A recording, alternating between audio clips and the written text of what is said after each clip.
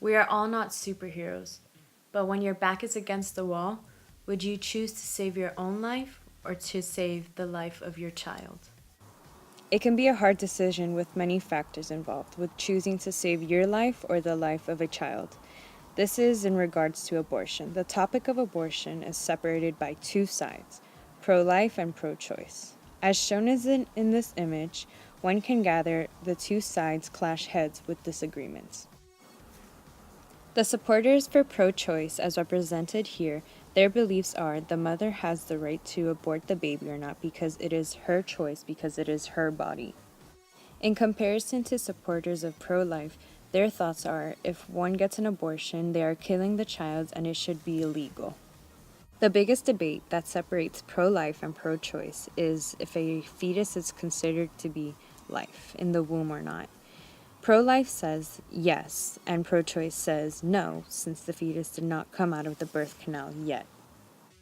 But in this picture, from my perspective, I see no difference. The fetus and ballerina are both considered to be living, breathing lives in my eyes.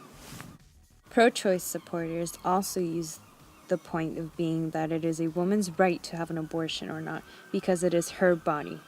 But the woman also has the power to have sex or not. If one cannot resist the temptation of not having sex, then have protected sex with birth controls such as condoms, birth control pills, patches, IUDs, Nexplanon, and the list goes on.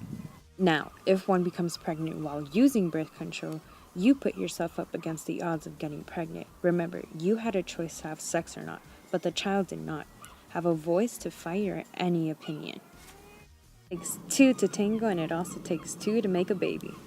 Both man and woman had a choice to have sex. If one is not protected during sexual intercourse, both are choosing to play the game of probability of becoming pregnant or not.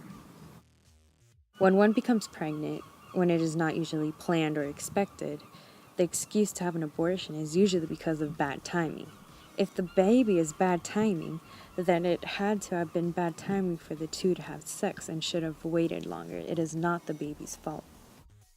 One never knows what the future has to unfold. Ending the child's life through abortion can end so many possibilities for the world and the child.